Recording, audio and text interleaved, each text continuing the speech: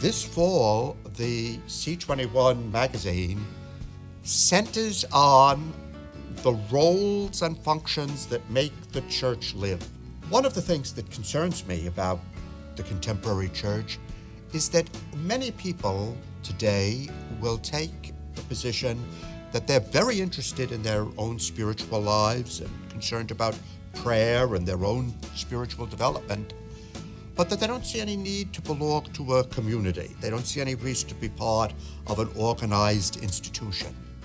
I think that misses something very powerful and very important about Catholicism, and that is that we are not based on timeless truths or great principles or profound doctrines that people could reason their way to. We're built on a historical claim that at a certain time in a certain place, the Son of God, the Word of God, has taken on flesh and become human like us in all things except sin. That's the very opposite of once upon a time.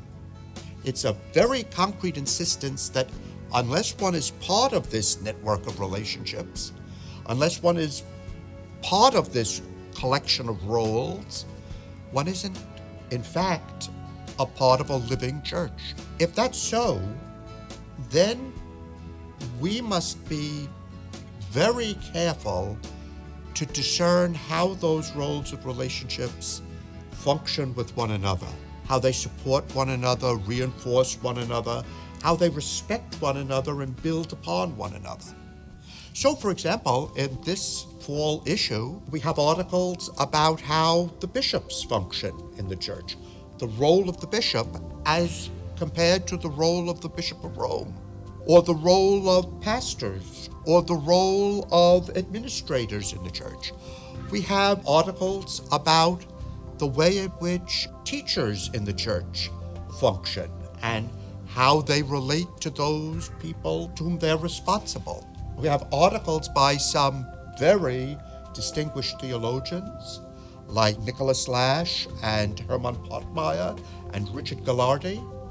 We have articles by people who have been long engaged and profoundly engaged with living out particular roles in the church and who have helped to shape contemporary Catholicism. People like Mary Catherine Hilkert, who talks about the role of the preacher in the church and who can or cannot at the present time fulfill that role. Huffman Ospino, who talks about the relationship of Hispanic Catholics in the church in the United States to non-Hispanic Catholics, to Anglo-Catholics. We have Amanda Osheim, gifted young theologian, talking about the way in which theology and the work of the theologian is important and necessary in the church, and how it fits with the pastoral life of the church. So that the issue is really one that should be of interest to all of those who recognize that each of us has a unique role to play in the church by baptism.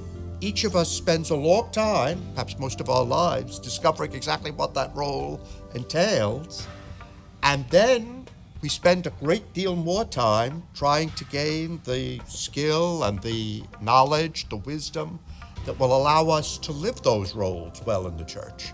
Now, what we must do is learn how to respect one another's roles, to encourage them, to strengthen them, to enable one another to live the roles that we're called to in the church, in order to make the church live.